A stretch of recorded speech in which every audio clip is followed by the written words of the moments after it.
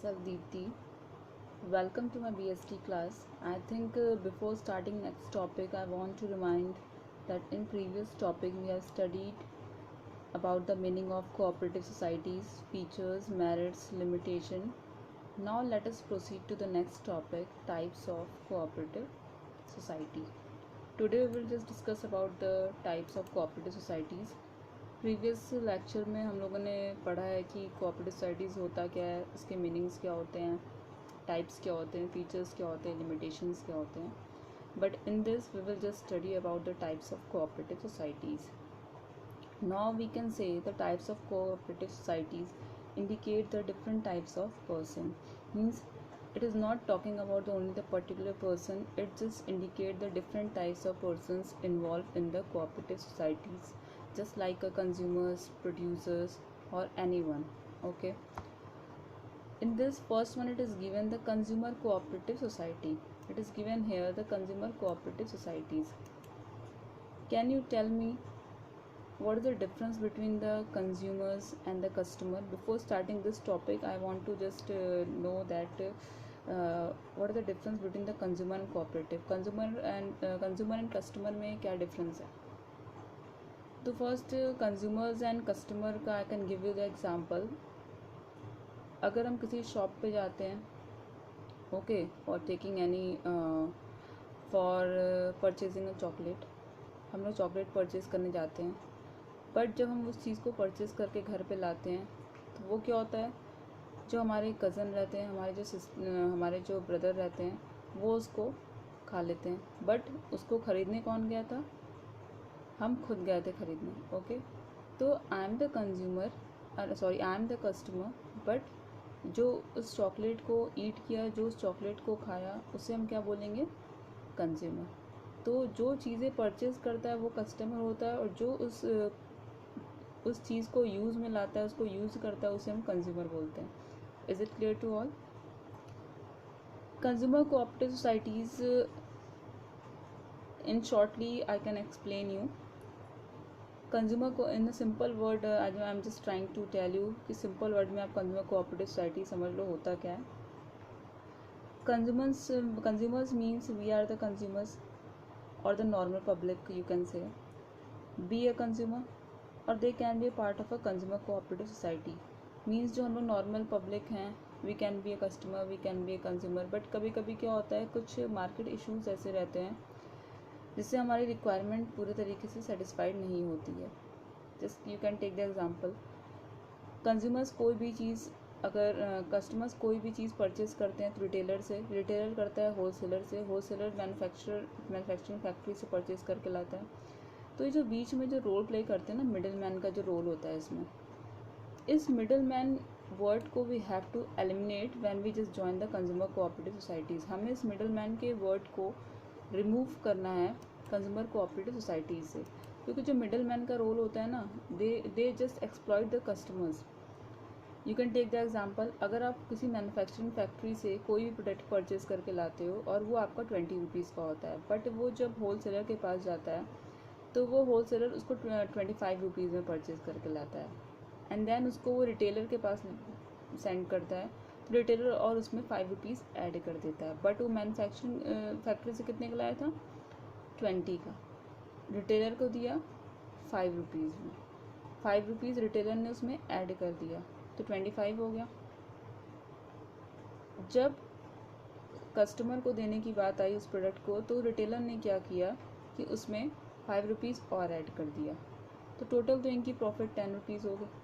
But कभी कभी क्या होता है, जो कस्टमर होते हैं, जो कंज्यूमर होते हैं, वो ऐसे मिडिल मैन से सेटिस्फाइड नहीं होते हैं और उनको बहुत सी चीज़ों से तकलीफ़ होती है, बहुत प्रॉब्लम होती है कि how we can handle all this type of exploitation done by the middle man. तो वो क्या करते हैं, वो लोग सारे कंज्यूमर डिसाइड करते हैं कि can't we open the consumer cooperative societies, और जो भी ऐसे कंज्यूमर जिनको रिक्वायरमेंट की नीड है, जिनको ज़रूरत है, उनको हम क्यों ना इसमें शामिल कर लें, क्यों ना इसमें इन्वॉल्व कर लें. तो वो एक अपना कंज्यूमर्स कोऑपरेटिव सोसाइटीज़ ओपन करते हैं. ओके, एंड डायरेक्टली वो क्या करते हैं, वो बल्क में गुड्स परचेज़ करते हैं डायरेक्टली फ्रॉम द होलसेलर.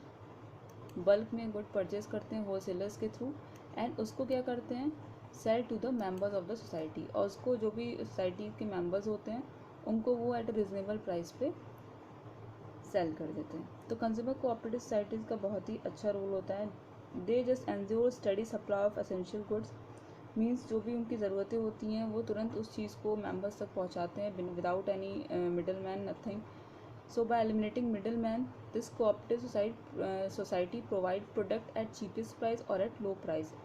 जो मिडल मैन के थ्रू हमें चीज़ें कॉस्टली मिलती हैं, जब हम कंज्यूमर कोऑपरेटिव सोसाइटीज़ के मेंबर बन जाएंगे थ्रू रजिस्ट्रेशन और through so many formalities to be a member of this society, तो हमें वही चीज़ें कुछ रीजनेबल प्राइस पे एट लो प्राइस पे भी मिल सकती हैं। Okay, come to the next one, producers cooperative societies. अब प्रोड्यूसर्स कोऑपरेटिव सोसाइटीज़ क्या होती हैं? प्रोड्यूसर्स को आप बोल सकते हो it was just related to the small producers. देखो क्या, हमें मार्केट में बहुत बड़े बड़े इंडस्ट्रियलिस्ट भी दिखते हैं, प्रोड्यूसर्स भी दिखते हैं, बट ज़रूरी नहीं है कि सबकी कैपेसिटी सब एक साथ एफर्ट करते रहें हर चीज़ के लिए। किसी की कोई एफर्ट अधिक करता है, किसी कोई एफर्ट नहीं कर पाता है उस रॉ मटेरियल को परचेज़ करने के लिए। आप अज्यूम कर लो जैसे एक सप्लायर है, रॉ मटेरियल प्रोवाइड कर रहा है, बट उसको वही लोग खरीद सकते हैं जिनके पास फंड्स अवेलेबल हों। तो फंड्स अवेलेबल किसके पास होंगे? जिनकी बिग इंडस्ट्रियलाइजेशन का काम जिनके यहाँ चलता होगा। बट स्मॉल प्रोड्यूसर नहीं कर पाते, छोटे छोटे प्रोड्यूसर होते हैं वो उनके एफर्ट नहीं कर पाते हैं कि वो रॉ मटेरियल को वो परचेज़ कर पाएँ एंड उससे कोई प्रोडक्शन कर पाएँ। इसलिए वो लोग भी डिसाइड करते हैं कि for the protect of the interest of the small producer ये कोऑपरेटिव सोसाइटीज़ ओपन करते हैं प्रोड्यूस का। एंड जितनी भी उनकी डिमांड होती है किसी भी चीज़ को लेके, you can say the supply of raw material inputs, cooperative societies के मेंबर होने के बाद उनको एक रीज़नेबल प्राइस पे सारे रॉ मटेरियल्स प्रोवाइड किए जाते हैं। बट अगर वो उसके मेंबर नहीं होते और वो चाहते कि सप्लायर से डायरेक्टली सामान खरीदें, तो क्या होता है, उनके पास इतने पैसे नहीं रहते हैं, इतने फंड्स अवेलेबल नहीं रहते हैं कि सप्लायर से वो सारे रॉ मटेरियल खरीद लें। तो इसमें जो कोऑपरेटिव सोसाइटीज़ का रोल होता है वो ये होता है कि प्रोड्यूसर्स के इनपुट्स को पूरा करने के लिए वो बल्क में सामान सप्लायर से ख़रीदते हैं, अपने पास रखते हैं and they just transfer to the society producers of their society. वो प्रोड्यूसर्स को वो रॉ मटेरियल एक रीज़नेबल प्राइस पे सोल्ड कर देते हैं। Okay, come to the next one, marketing cooperative societies. Marketing cooperative societies you can see with the words it is given. Marketing cooperative societies आप बोल सकते हो it is establish to help, ये it was also just related to the small producer. आप बोल सकते हो ये स्मॉल प्रोड्यूसर से भी रिलेटेड है, the same thing which I have explain the second topic. ये स्मॉल प्रोड्यूसर से ही रिलेटेड है। जो छोटे छोटे प्रोड्यूसर होते हैं, कभी कभी उनको ये चीज़ क्लियर नहीं होती है कि हमें मार्केटिंग कहाँ करनी चाहिए, हमें अपने प्रोडक्ट्स को कहाँ पे बनाना चाहिए, किस जगह बनाना चाहिए। तो कभी कभी इन लोगों में ये सारी चीज़ों की प्रॉब्लम होती है। इसको आप मार्केटिंग भी कोऑपरेटिव सोसाइटी भी बोल सकते हो और कोऑपरेटिव मार्केटिंग सोसाइटीज़ भी बोल सकते हो। they don't know how to our product reach to the customer or how we aware the customer for their product। Okay, आप देखते हो कोई अपनी मार्केट को अपने प्रोडक्ट की एडवर्टाइजमेंट करने के लिए क्या करता है कि होर्डिंग के लिए पैसा देता है, मतलब बड़े बड़े जो पोस्टर्स लगे रहते हैं रोड पे। तो कभी कभी क्या होता है कि वो जो स्मॉल प्रोड्यूसर रहते हैं उनके पास इतना फंड, उतनी कैपिटल नहीं रहते हैं कि वो होर्डिंग करवाएं, उस चीज़ का कुछ एडवर्टाइजमेंट कराएं। तो वो कंफ्यूज रहते हैं कि मतलब हम लोग जब हमारे पास फंड्स अवेलेबल नहीं है तो how we will just manage all this thing. तो ये लोग डिसाइड करते हैं कि कोऑपरेटिव सोसाइटीज़ के अगर हम मेंबर होते हैं एक मार्केटिंग कोऑपरेटिव सोसाइटीज़ के, तो in this they help you in selecting a good market. आपको एक गुड मार्केट को सेलेक्ट करने में हेल्प करते हैं, एक कंफर्टेबल मार्केट सेलेक्ट करने में हेल्प करते हैं, वे you can easily sell their product, जहाँ पे आप इजीली अपने प्रोडक्ट को सेल कर सकते हो। In which market you have to, it is just depend on the nature and types of product. आपके प्रोडक्ट का टाइप्स क्या है, नेचर क्या है, ये सारी चीज़ें डिसाइड करनी पड़ती है। उस बेस पे ही आपको एक मार्केट सेलेक्ट करके प्रोवाइड करते हैं, एक फेवरेबल मार्केट जहाँ पे आपको हर चीज़ की सुविधा मिले, जहाँ पे आपको ट्रांसपोर्टेशन और वेयर हाउसिंग की भी प्रॉब्लम ना हो, पैकेजिंग की भी प्रॉब्लम ना हो। इवन ये ट्रांसपोर्टेशन, वेयर हाउसिंग, पैकेजिंग के भी जितने भी एक्सपेंसेस होते हैं, जितने भी खर्चे होते हैं, मार्केटिंग कोऑपरेटिव सोसाइटीज़ ही सारी चीज़ें करती है, सारी जिम्मेदारी लेती है। एंड नेक्स्ट थिंग इज़ कि ट्रांसपोर्टेशन, वेयर हाउसिंग, पैकेजिंग की जो भी सर्विसेज होती हैं वो कोऑपरेटिव सोसाइटीज़ हेल्प करती है थ्रू देयर जो भी इनके ट्रेजर में जो भी अमाउंट्स अवेलेबल रहते हैं सारे मेंबर्स के कलेक्शन को कंट्रीब्यूशन के थ्रू ही ये सारी चीज़ें करती है, एक्सपेंस करती है. So cooperative societies will take responsibility of all transportation, warehousing, and all the expenses has been provided by cooperative societies.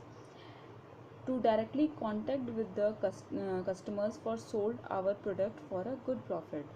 तो कभी कभी क्या होता है कस्टमर से डायरेक्टली कांटेक्ट करने के लिए ये गुड्स को ये मार्केट को ऐसे जगह अवेलेबल करवाते हैं जहाँ पे कस्टमर डायरेक्टली उस चीज़ को ख़रीद सकें और जहाँ पे ये ना हो कि उनके प्रोडक्ट का कोई प्रोडक्ट सोल्ड करने पे कोई प्रॉफिट ना हो.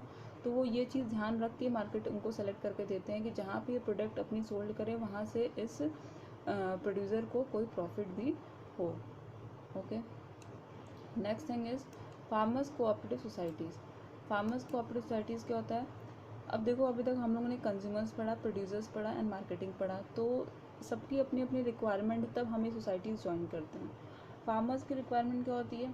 It is also for the protect the interest of the farmers. Interest के फार्मर्स के प्रोटेक्शन के लिए भी सारी चीज़ें होती हैं. फर्स्ट थिंग इज़ कि इनके पास अगर बेटर इनपुट्स हो, बेटर टेक्नोलॉजी की चीज़ें हो जिससे ये सारी चीज़ें कर सकें. जैसे आप बोल दो कोई मैकेनाइज थिंग फॉर और you can say the new technology equipments और फर्टिलाइजर्स अगर ये कोऑपरेटिव सोसाइटीज़ प्रोवाइड करती तो इनको बहुत ही बेनिफिट होता है. तो फार्मर्स जो होते हैं वो स्मॉल फार्मर्स जो होते हैं जिनकी छोटी छोटी एरिया में जो ज़मीनें होती हैं, जैसे 4 फार्मर्स हैं, सबकी अपनी एक स्मॉल लैंड होल्डिंग्स है, छोटी छोटी ज़मीनें उन लोगों के पास हैं. तो वो स्मॉल लैंड पे वो अपने क्रॉप्स को उगा नहीं सकते हैं. तो उनको नीड होती है कि अगर और स्पेस रहता तो हम लोग किसी चीज़ को प्रोड्यूस अधिक करते, किसी चीज़ का उत्पादन अधिक होता. बट वो कम एरिया में उस चीज़ को कवर नहीं कर पाते हैं जिससे उनके और भी सीड्स के फर्टिलाइज़र की वेस्टेज होती हैं. ओके. तो क्या होता है थ्रू फार्मर्स कोऑपरेटिव सोसाइटीज़, जब ये फार्मर्स कोऑपरेटिव सोसाइटीज़ के मेंबर बन जाते हैं तो ये डिसाइड करते हैं कि जितनी भी इनकी 4 पार्ट्स में लैंड ज़मीन डिवाइडेड हैं अलग अलग, क्यों ना हम इसको कंबाइंड कर लें और साथ में कोई चीज़ प्रोड्यूस करें. एंड जो भी उसका रिज़ल्ट आएगा वो आपस में डिस्ट्रीब्यूट कर लेंगे और जो भी उस प्रोड्यूस की हुई चीज़ों को हम सोल्ड आउट करते हैं, जो भी प्रॉफिट होता है वो आपस में डिस्ट्रीब्यूट कर लेते हैं. तो इससे क्या होता है इनके इल्ड में भी इंक्रीजमेंट होती है.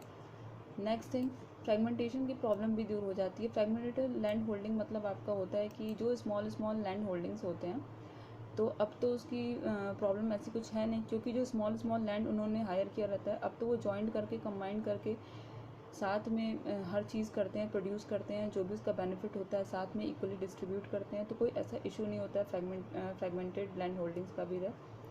Next thing, credit cooperative societies. अब क्रेडिट कोऑपरेटिव सोसाइटीज़ आप क्या बोल सकते हो. क्रेडिट वर्ड से पता चलता है कि कोई चीज़ जैसे आप लोन से रिलेटेड हो, कोई चीज़ आप उधार पे ले रहे हो, तो how you will be manage, आप इस चीज़ को कैसे मैनेज कर सकते हो. तो क्रेडिट क्या है. If someone want money for if someone don't have money, किसी के पास अगर पैसा नहीं है तो वो सोचता है कि हम किसके पास जाएं जो मुझे पैसा मिले कोई बिज़नेस स्टार्ट करने के, कोई काम स्टार्ट करने के लिए. तो कभी कभी कोई डायरेक्टली तो आपको कोई चीज़ प्रोवाइड नहीं करेगा, तो वो पर्सन क्या करता है, वो उसके पास जब पैसे की कमी रहती है, लैक ऑफ मनी की सिचुएशन रहती है, तो they just go through the bank के पास जाता है. बैंक से लोन लेने के लिए इसके पास कुछ ऐसा कोलेट्रल नहीं रहता है. कोलेट्रल आप बोल सकते हो कुछ ऐसी प्रॉपर्टी नहीं रहती है जो बैंक के पास रखे और बैंक से उसके बिहाफ पे लोन ले लें. तो बैंक वाले भी इसको लोन नहीं देते हैं क्योंकि इसके पास कोई कोलेट्रल रहता नहीं है उनको देने के लिए.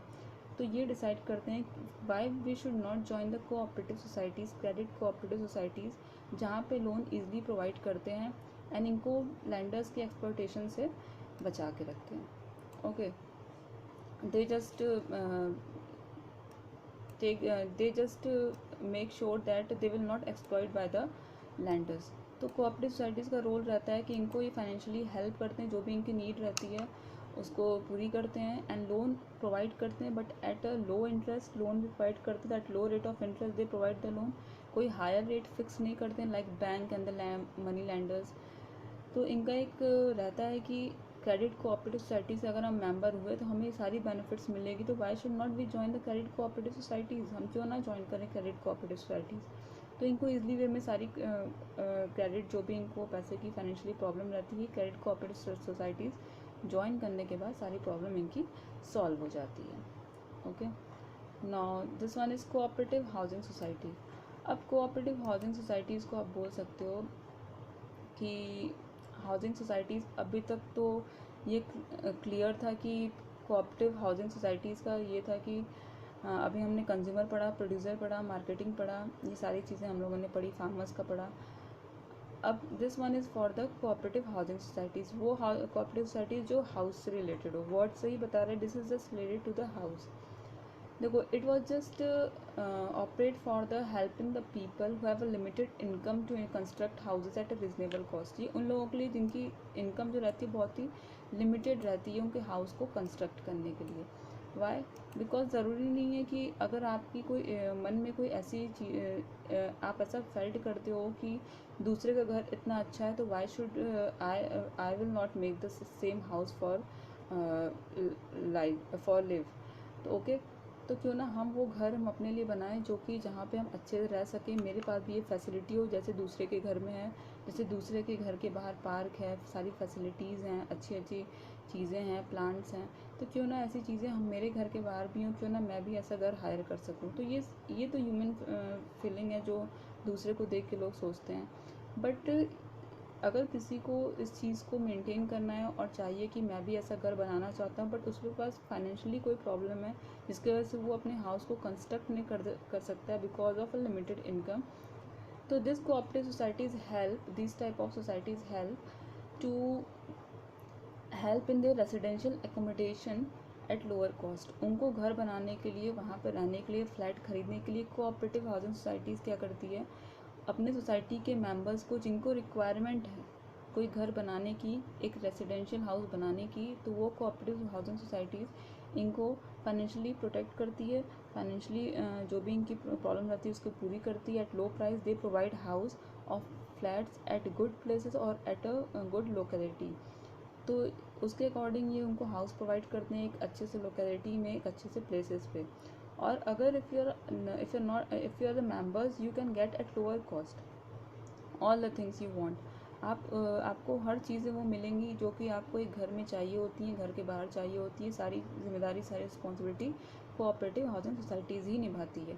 The next thing, you want और also help in providing flats at low rate. ठीक है, और सब चीज़ें ठीक है, बट कभी कभी क्या होता है, कुछ कोऑपरेटिव हाउसिंग सोसाइटीज़ ऐसी होती हैं जो घर के साथ साथ पार्क भी अवेलेबल करवाती हैं, कुछ ऐसे गार्डन भी अवेलेबल करवाते हैं और ऐसे जगह हाउस दिलाते हैं जहाँ पे स्ट्रीट लाइट्स भी हों।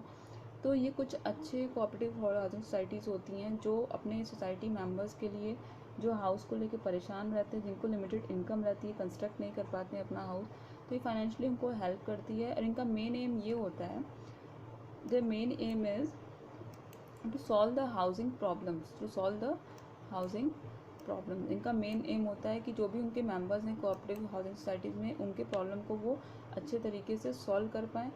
और यही नहीं, वो कोऑपरेटिव हाउसिंग सोसाइटीज़ उस मेंबर को ये भी बोलती है, अगर आप अब सारे अमाउंट एक साथ पे नहीं कर पाओगे, if you are not liable to pay all the amounts at once, then you can pay it in a instalment form. आप एक इंस्टॉलमेंट फॉर्म में भी उस अमाउंट को पे कर सकते हो। Okay, this is our today topic. We have just studied cooperative housing societies, credit cooperative societies, farmers cooperative societies, marketing cooperative societies, producers cooperative society and consumer cooperative societies. Now in the next class we will just go to the next topic, joint stock company. Okay, this is our next topic, we will study in the next lecture. Okay, if you just like my videos and the contents related to my videos, please just like and subscribe my video, and the rest of the things I will explain in the next class. Okay, so thank you class for today.